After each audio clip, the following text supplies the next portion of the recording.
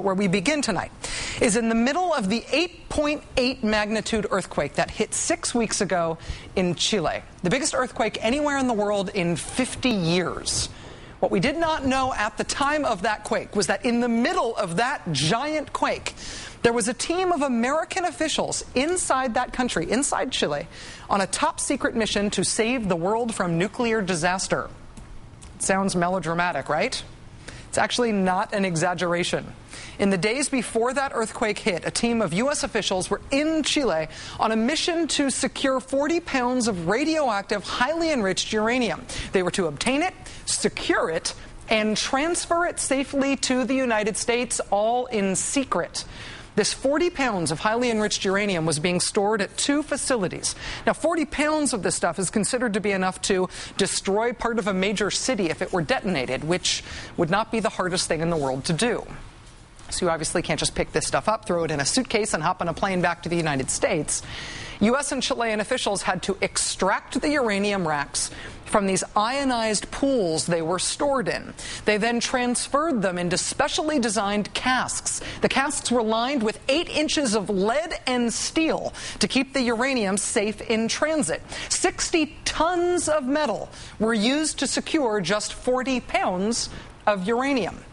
Package and handle this stuff the wrong way, and you can set off a spontaneous nuclear chain reaction. Time magazine reports it was only 12 hours after the team got the uranium into those casks and surrounded it with 1,500-pound protective impact limiters. Just 12 hours after that, the giant 8.8 impact, aka earthquake, hit.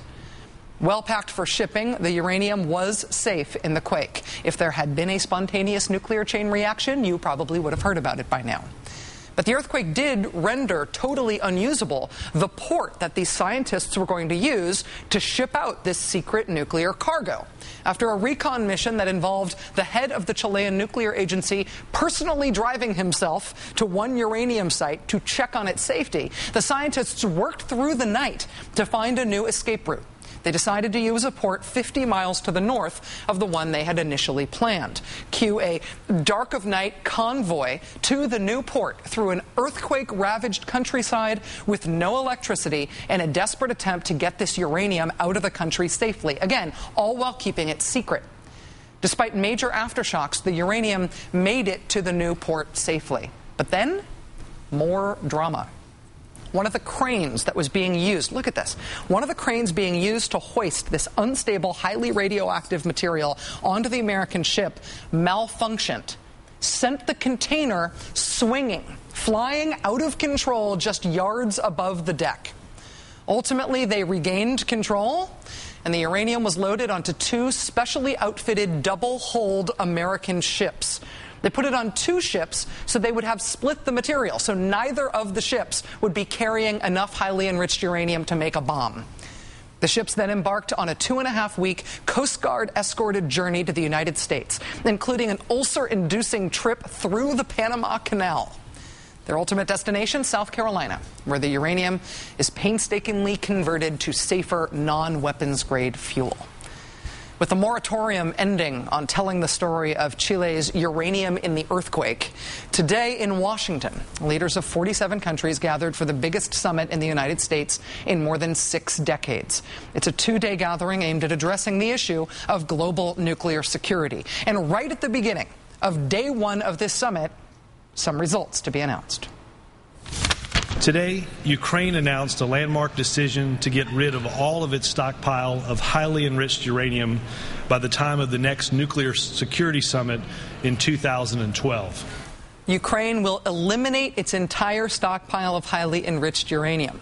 After Press Secretary Robert Gibbs made that announcement, President Obama and the Ukrainian President Viktor Yanukovych released a joint statement which reads, quote, President Yanukovych announced Ukraine's decision to get rid of all of its stocks of highly enriched uranium, while the United States will provide necessary technical and financial assistance to support this effort. Sound familiar? The United States will provide technical and financial assistance to support this effort. Hopefully this time minus the earthquakes.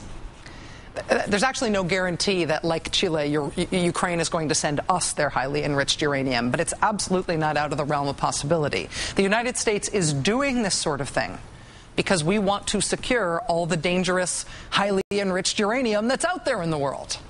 So far, some other countries are interested in letting us take it off their hands, because having hundreds of pounds of weapons-grade uranium just lying around not only presents a risk of that stuff accidentally detonating, it also could fall into the wrong hands. And keeping it from falling into the wrong hands costs a lot of money in terms of securing that material. The head of the Chilean nuclear agency told the Associated Press, quote, "We are happy to see it go. Countries normally don't want to be loaded with waste from other countries, but to put it in a safe place is valuable for everybody." The Bush-Cheney administration did expand U.S. efforts to lock down loose nuclear material, but the Obama-Biden administration has put those efforts into overdrive. The president making this very ambitious pledge last year. Today I am announcing a new international effort to secure all vulnerable nuclear material around the world within 4 years. We will set new standards, expand our cooperation with Russia, pursue new partnerships to lock down these sensitive materials.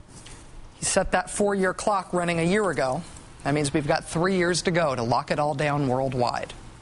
The reason this is now a priority for the United States is because of the very real threat that this stuff can be stolen and used in some sort of nuclear-armed act of terrorism. So taking highly enriched uranium from other countries helps eliminate the chance that this stuff will fall into the wrong hands. And to the extent that there is a black market for this stuff, it reduces the supply of it, so that even if there is a black market in it, at least that black market will be very expensive.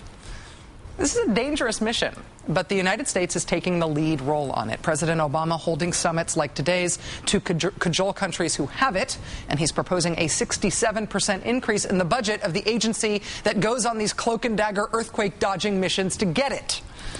Everybody thought that health reform was going to be President Obama's lasting presidential legacy. Health reform, I'd like to introduce you to your very dramatic international match. Joining us now is Pulitzer-Prize winning reporter Ron Suskind. He's author of the book, The Way of the World, A Story of Truth and Hope in an Age of Extremism. Ron, it's great to see you back here. Thanks for coming back on the show. Nice to be back. Are we able to safely take care of this stuff once it's brought back to the United States? Do we have the technical know-how to take care of it? Yeah, I actually think we do. I mean, this plan of getting uranium or plutonium from around the world and saying, look, we can house it safely here, we're a safe repository, we'll take it off your hands, is actually something of a new sort of concept to deal with this really impenetrable issue of what to do in a world that is really awash with enriched uranium and plutonium. It's a real problem for humanity. How did countries like Chile and Ukraine get this stuff in the first place? Well, you know, they get it different ways. Some of them have nuclear facilities, reactors. Of course, it's used as fuel to drive those reactors. In the case of Ukraine, apparently some of these, the uranium was in weapons that were once housed in the Ukraine, Soviet weapons that then were sent back to Russia. You know, there's lots of ways that countries end up with this stuff in their hands. But I think what you find when you go around the world, that all of them deep down are saying, you know, I don't think it's really safe here. You deal in this issue, Rachel, with the sort of fine line between will and capability. There are many countries that say, look, we have the will to wrap this stuff up, to protect it, but do they have the capability? If, let's say, a well-armed terrorist group finds a lightly guarded store of highly enriched uranium, well, the fact is a review of the world and the world black markets and above-board markets where the uranium is sitting shows that much of the uranium around the world is very loosely guarded, and that is an enormous threat. That's why the Obama administration has really stepped up, and to be sure, they've gone beyond the Bush administration quite dramatically. Ron, I know that you've done a lot of reporting on the black market in this area. When President Obama said that al-Qaeda not only wants nuclear material, they would not be hesitant to use it, the implication is that the black market is where they would be trying to get it. Is he right? Is there good evidence that they are seeking this sort of material to use as a weapon? There is no doubt that al-Qaeda is seeking highly enriched uranium and fissile plutonium as well. I think that's even more of a threat to do exactly the improvised nuclear device that the world fears, that everybody fears. You know, there have been more than 36 incidents, significant black market incidents in the last decade, and frankly, many of them are coming through Russia, South Ossetia. That's where actually the pressure point of many of the problems are. There's a lot of highly enriched uranium floating around in that part of the world. And the fact is, I think most people say if it comes from anywhere, it'll probably come from there.